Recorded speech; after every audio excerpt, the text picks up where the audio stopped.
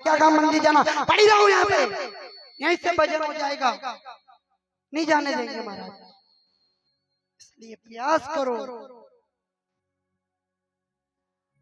जब तक है कर लो भजन।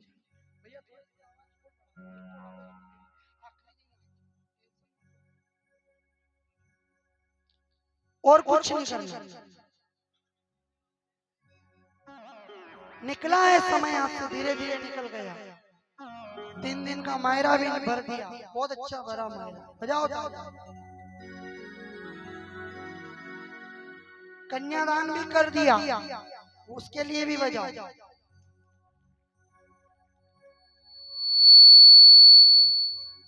अब भागवत दान होगा वो थोड़ी देर बाद होगा, पर कराना आपने। राजा की दृष्टि गुरु के चरणों में पड़ी है, ध्यान रखना। और गुरु कह रहे हैं कि तेरी अंतिम इच्छा नहीं, रुक्मणी का वर्ण हुआ है ना, ऐसी मेरी आत्मा का वर्ण हो जाना चाहिए महाराज। नहीं घबरा रहा हूं मैं, नहीं चिंता मुझे किसी बात की।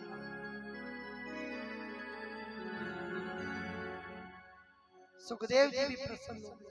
ऐसा शिष्य अगर मिल जाए तो गुरु भी अपना सीना ठोक करके पूरा ज्ञान का भंडार अपने शिष्य के सामने रखते महाराज।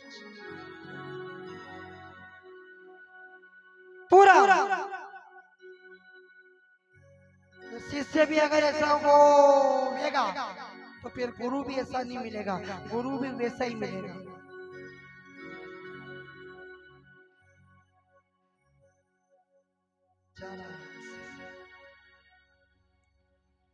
हो मान मेरा कहना, नहीं तो पछताएगा, नहीं तो पछताएगा।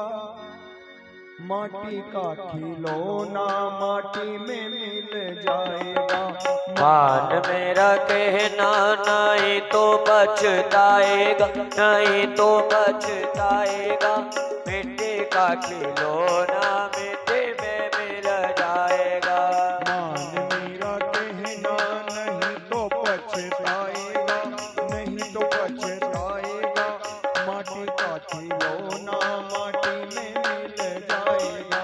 मान मेरा कहना, नहीं तो पछताएगा, नहीं तो पछताएगा। मिट्टी का खिलौना मिट्टी में मिल जाएगा। मिट्टी का खिलौना माटी में मिल जाएगा। माटी का खिलौना माटी में मिल जाएगा।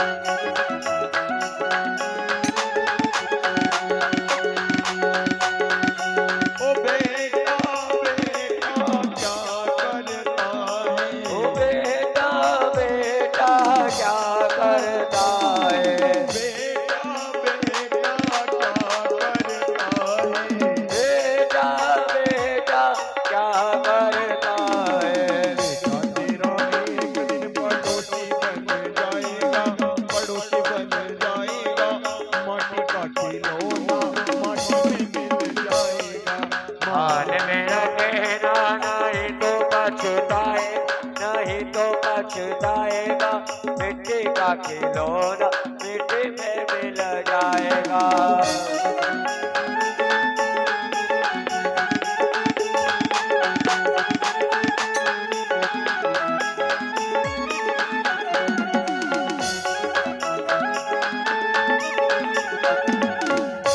बोलिए सच्चिदानंद भगवान की जय हो।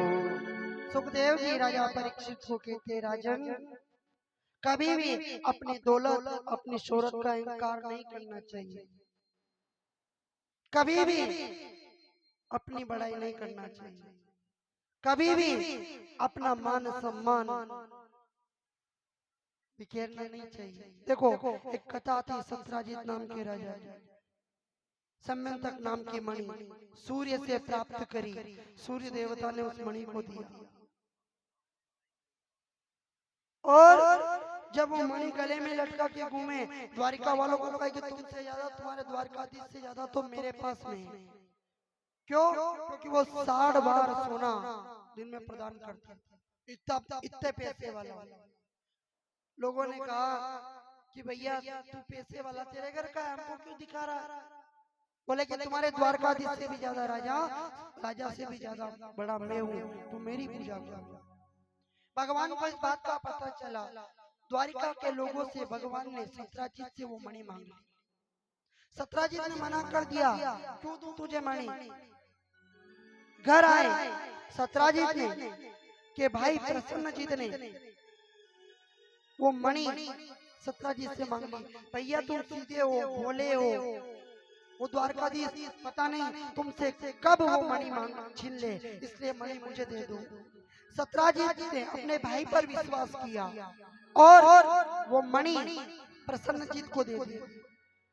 भाई प्रसन्नता से फुलाया नहीं समाया, वो बोले इस मणि से मैं राजा बन सकता हूँ। जंगल में चला गया, मणि की चमक को देख करके जंगल में बैठा शेर प्रसन्नजीत को मार देता है।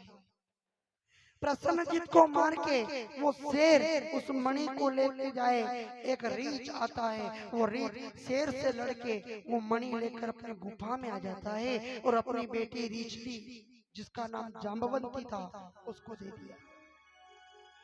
पूरे गांव में हंगामा हो गया और इस सत्राजित ने भगवान को कलंकित कर दिया, बदनाम कर दिया।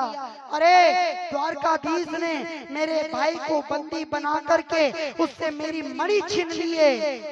जब पूरे द्वारिका में ये बात फैली और बलराम जी के कान पर ये बात चली, तो बलराम जी हल उठा करके सत्राजित को मारने के लिए दौड़ते हैं।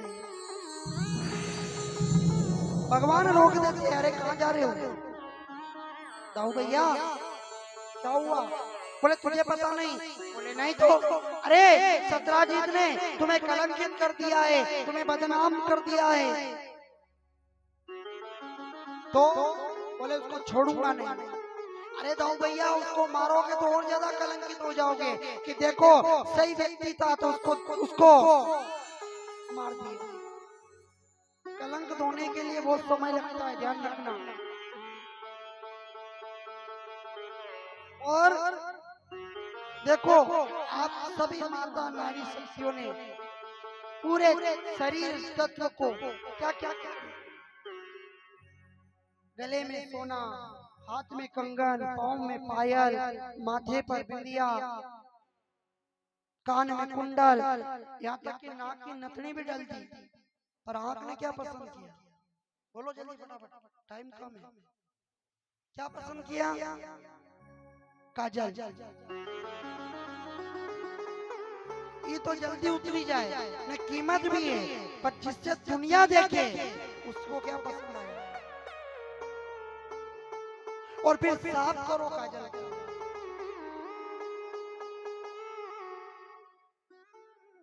समय लगता है ना, जितरो रगड़ो अपनी काजल फैले हुआ, क्योंकि उसने पसंद ही काजल, वो काली चीज पसंद करी, उसकी सीमा रखी उसने। और उससे भी ज्यादा क्या है? बदनामी।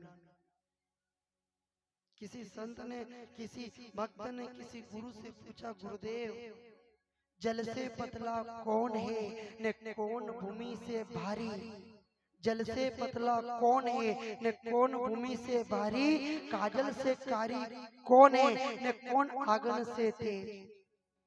जल से पतला कौन है कोई? ना, कोई नहीं है। भूमि से भारी कोई है? ना, कोई नहीं है। काजल से भी काला कोई है? नहीं है कोई? और आग से भी ज्यादा तेज है। पर गुरु ने कहा जल से पतला ज्ञान है, पाप भूमि से भारी, क्रोध आगन से तेज, न काजल कलंक से कारी। काजल से कलंक काला है महाराज। यही द्वारकाधीश समझा रहे। निकल गए अपने सेनाओं को लेकर जंगल में और जाकर देखा एक रीछ के गुफा में चले गए। वहां देखा उसकी बेटी जामवंती उससे खेल रही है। भगवान ने मणि को उठाया। वो रीछ कोई और नहीं, त्रेता युग का जामवंत था। उसने भगवान से युद्ध किया। 1 दिन 2 दिन 4 दिन 8 दिन 10 दिन 20 दिन बाहर सेना थी, द्वारिका चली गई और फैला दी बात कि द्वारकाधीश मारे गए। सारे द्वारिका शोक में आतुर हो गए। इधर भगवान 27वें दिन उस जामवंत को अपनी कांख में दबा करके उसको हरा देते हैं महाराज। फिर वो कहता है कि मुझे इस संसार में भगवान श्री राम के सिवा कोई नहीं हरा सकता, कौन हो आप? तब मेरा द्वारकाधीश कहता है कि मैं नंद का दुलारा, यशोदा का लाला, वासुदेव मेरा नाम, देवकी का पुत्र, कृष्ण कन्हैया। जान लिया प्रभु, परंतु एक बात बताओ, क्या आपसे मुझे दर्शन देने में इतना समय क्यों लगाया? भगवान ने कहा जिस भक्त का भाव सच्चे हृदय से जिस समय जागता है ना, उसी समय में वहां आता हूं।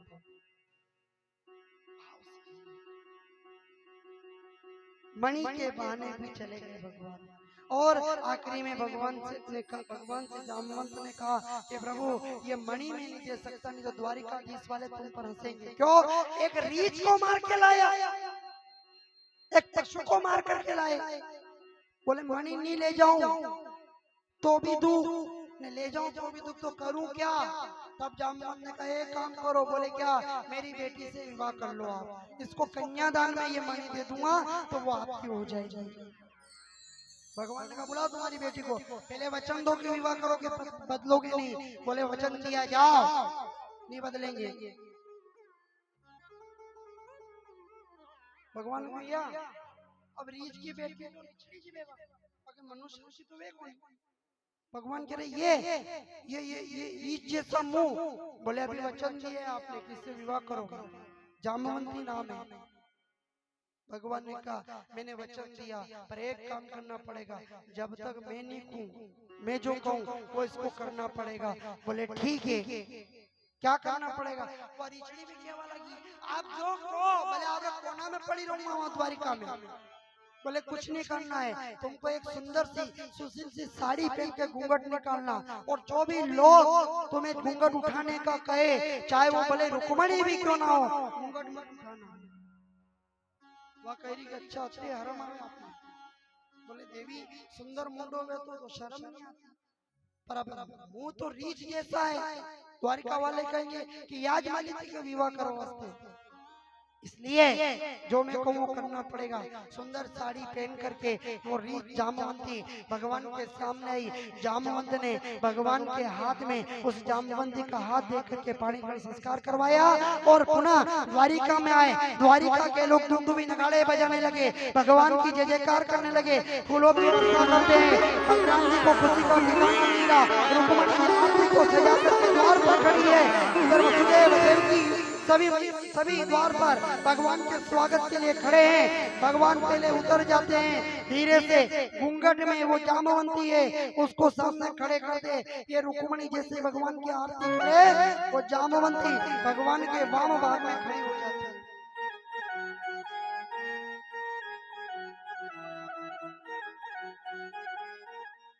कौन है?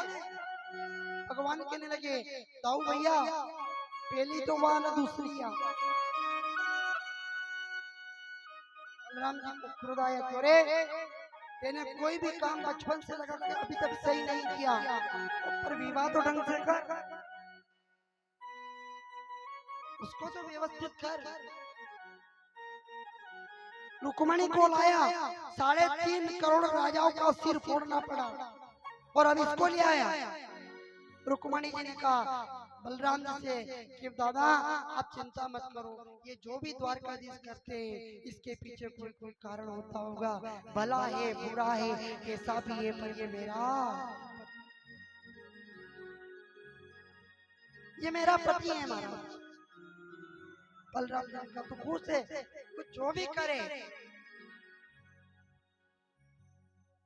आरती करी और जैसे ही रुक्मणी जी ने कहा कि इसका मुंडा तो देखें कितनी सुंदर है, तब रुक्मणी जी जैसे ही जामवंती के घूंघट को उठाने वाले थी कि मेरे कन्हैया रुक जाओ। नहीं नहीं नहीं नहीं नहीं, क्यों?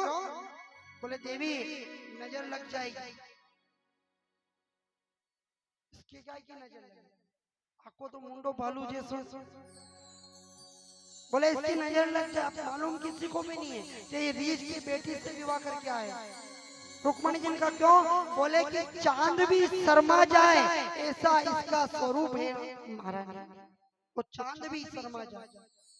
मुझसे भी ज्यादा सुंदर? बोले हाँ तुमसे भी ज्यादा सुंदर है, तो फिर तुम देख लूंगा। भगवान ने मना किया। जामवंती को जैसे घूंघट को कि ये तो लेडीज को काम है, बीच में जेंट्स ने नहीं पहुंचा। रुक्मणी जी को भगवान ने को अलग कर दिया। रुक्मणी जी जैसे जामवंती जी के घूंघट को उठाए, घूंघट यहाँ की दबाई ले कि मेरे पति की आज्ञा नहीं है इसलिए मैं किसी को अपना चेहरा नहीं दिखाऊंगा।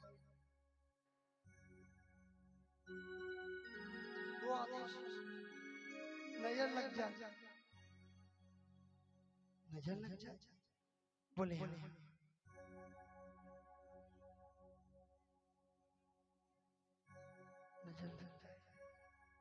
रुक्मणी जी बार बार जामवंती के घूंघट को उठाने का प्रयास करे। जामवंती जी बार बार अपने घूंघट के छुपाती है, लेकिन आखिर में रुक्मणी जी को क्रोध आ गया।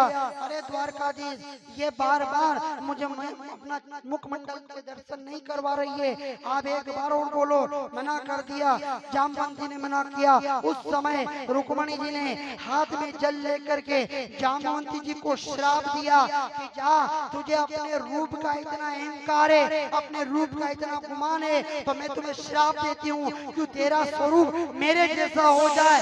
इतना ही कहा कि मेरे द्वारकाधीश ने कहा घूंघट को उठा लो। उसी समय जामवंती ने घूंघट को उठाया, रीछ का मुंह रुक्मणी जैसे सुंदर सी नारी बन गई। मां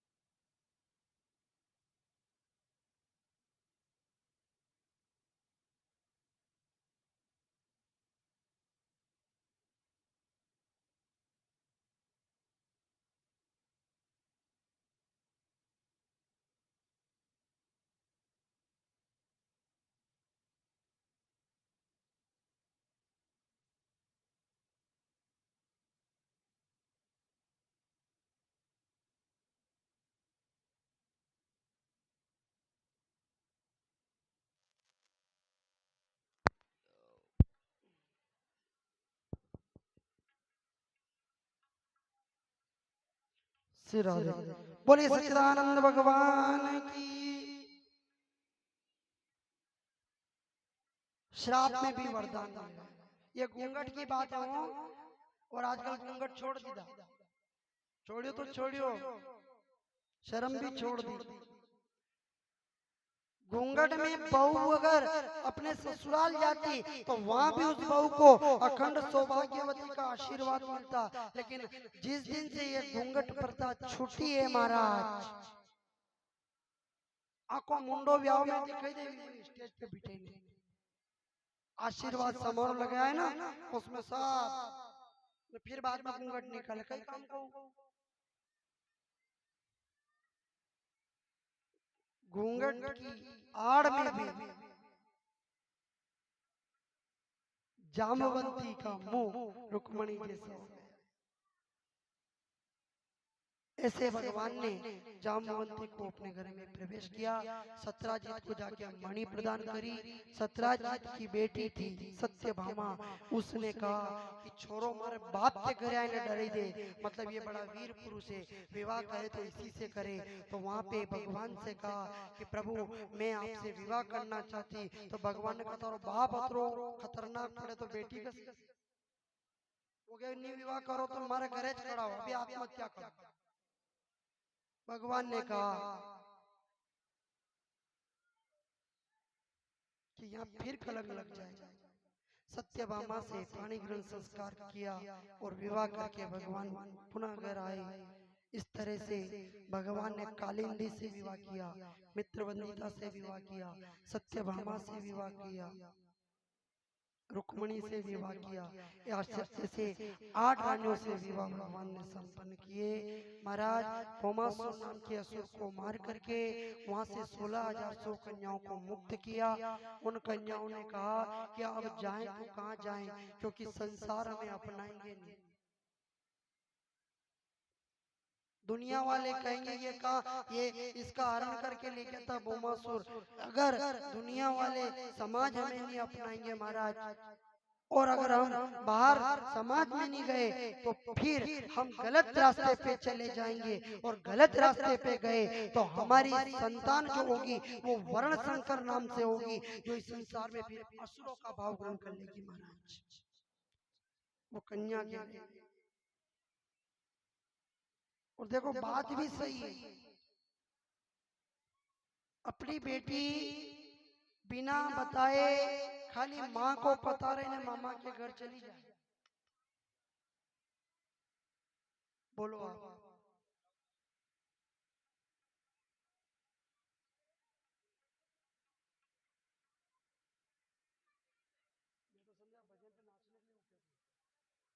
हाँ आई रहा है।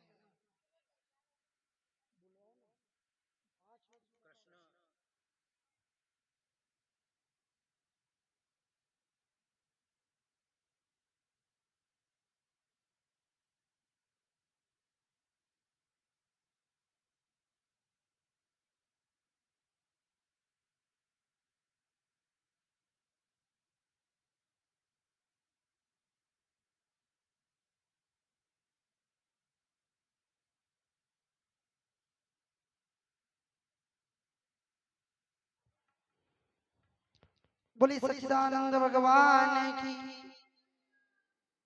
बेटी अगर बाहर जाए तो लोग 10 बातें करे, छोरी 8 दिन की घरे नहीं थी, कणके गई थी। भले वो मामा के वहां जाओ, काका के वहां जाओ।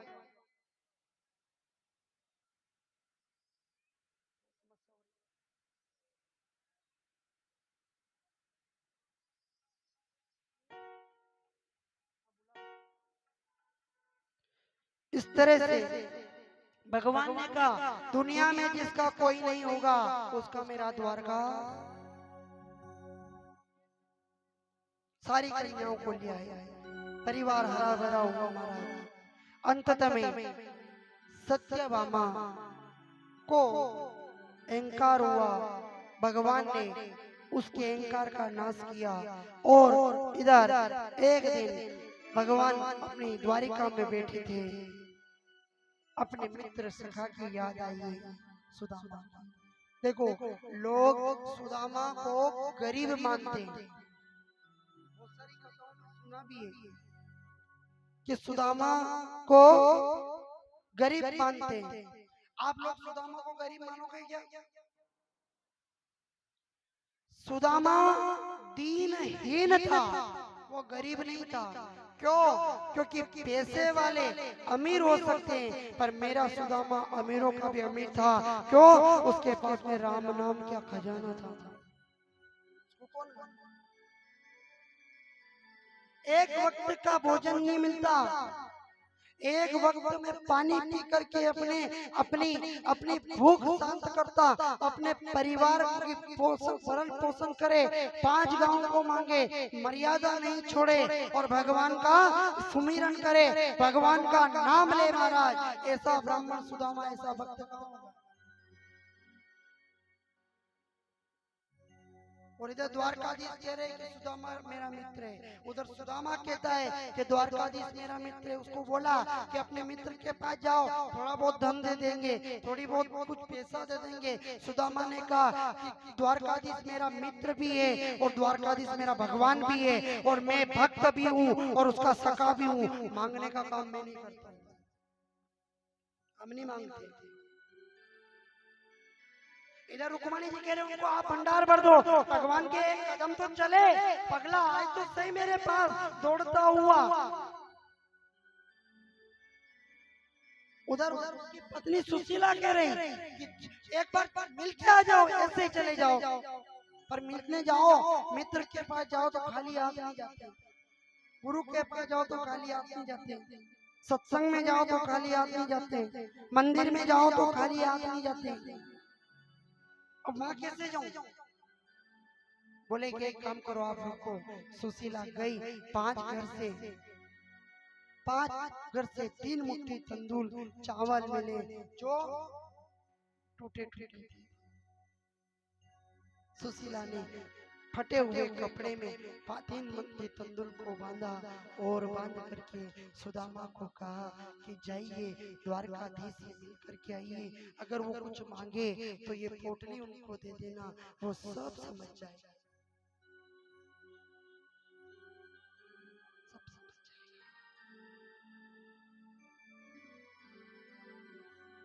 और इधर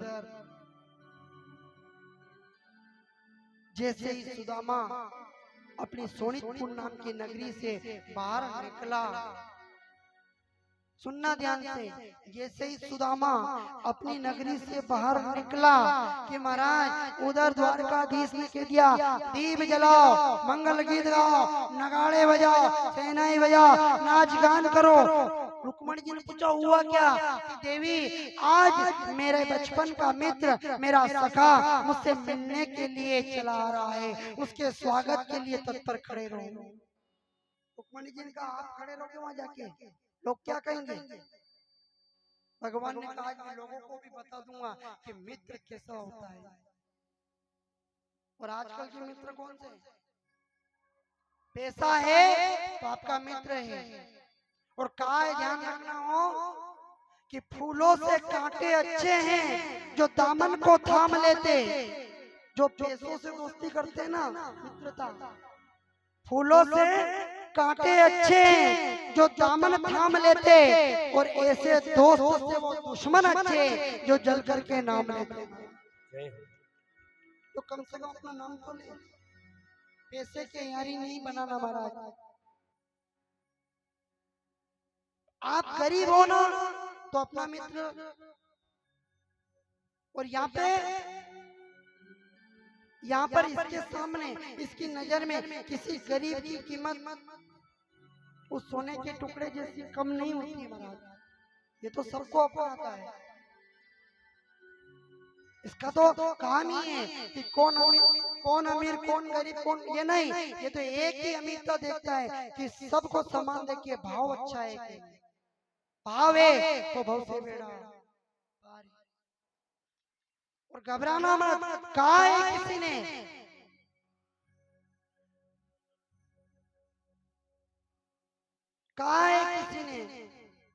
कि गरीबों का सम्मान नहीं होता है, गरीब का कोई इज्जत नहीं होती है, गरीब की कोई मान बढ़ाई नहीं होती है, पैसे वाले की खनकती रहती है, पर वो मशान में जाके वहाँ भी शांत हो जाती है उनकी। तो गरीब यदि भगवान का सुमिरन करेगा तो शमशान में भी उसके नाम का जय जयकार होगी। वहाँ भी लोग कहेंगे कि घणो बढ़िया तो हो, राम को भजन करतो, राम को सुमिरन करतो, करो तो सही।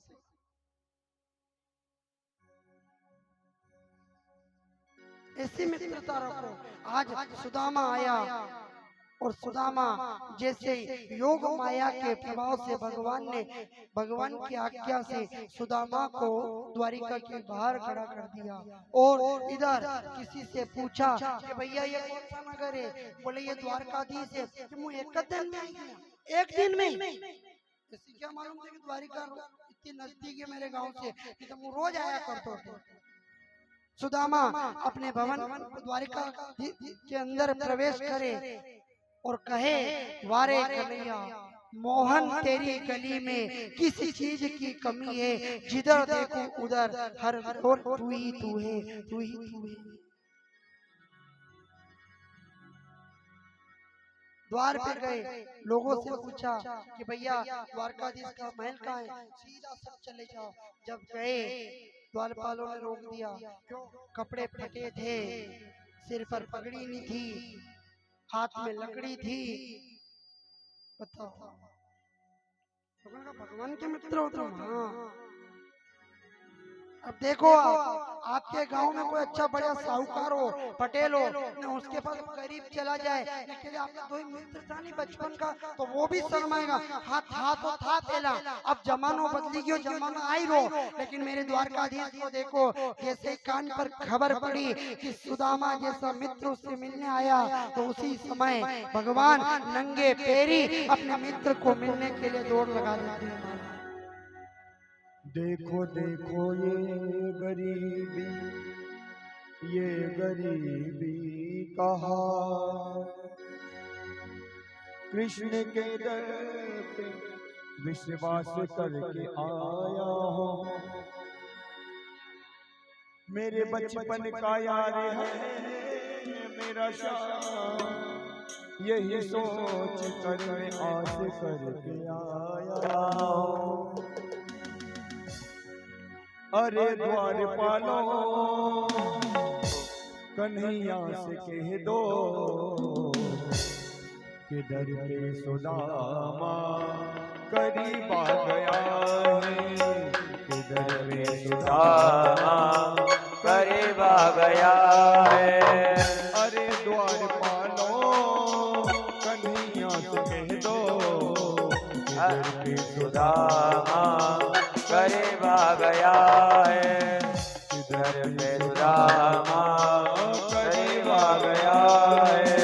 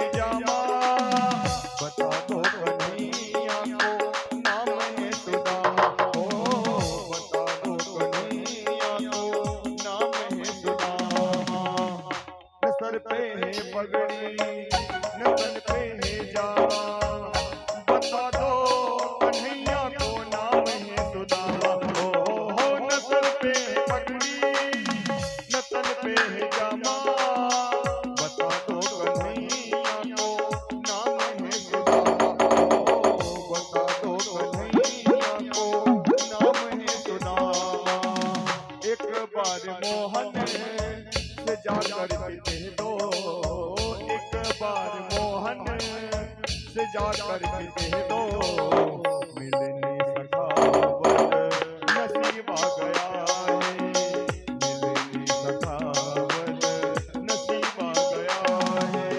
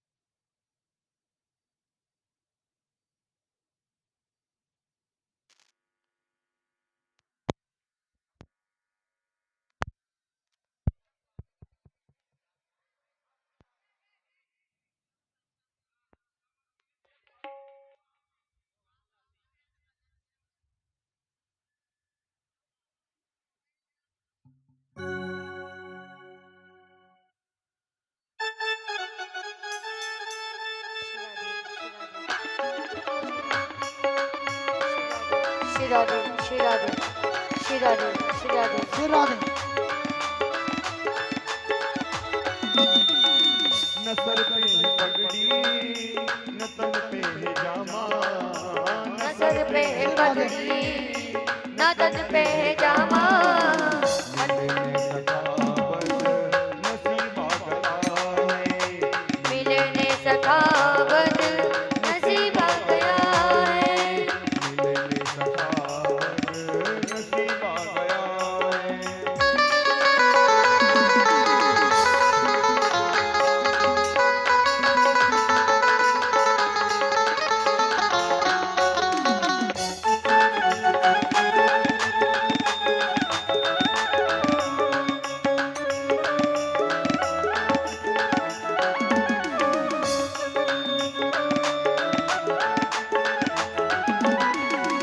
सुनते ही दौड़े चले आए मोहन, सुनते ही दौड़े चले आए मोहन, लगाया गले से सुदामा को मोहन, हो लगाया गले से सुदामा को मोहन, वो सुनते ही दौड़े चले आए मोहन, लगाया गले से सुदामा को मोहन, हो सुनते ही दौड़े चले आए मोहन, लगाया गले से सुदामा को मोहन, हो लगाया गले से सुदामा हुआ रुक्मणी को बहुत ही अचंबा, हुआ रुक्मणी को बहुत ही अचंबा, ये मेहमान कैसा अजीब आया है,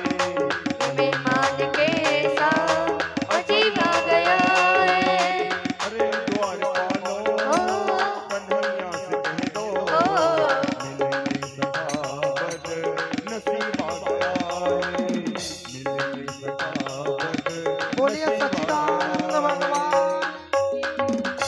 सांवरिया सेठ जय हो जय हो।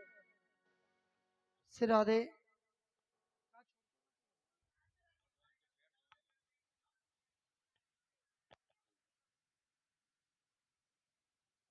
फिर राधे फिर राधे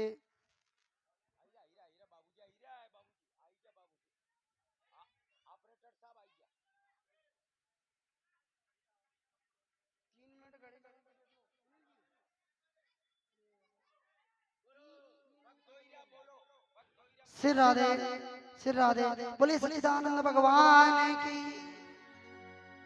सुदामा को घर लाए 16,108 पटरानियों को भगवान ने सुदामा से आशीर्वाद दिलाया। बैठे महाराज, समय बीता, आखिरी में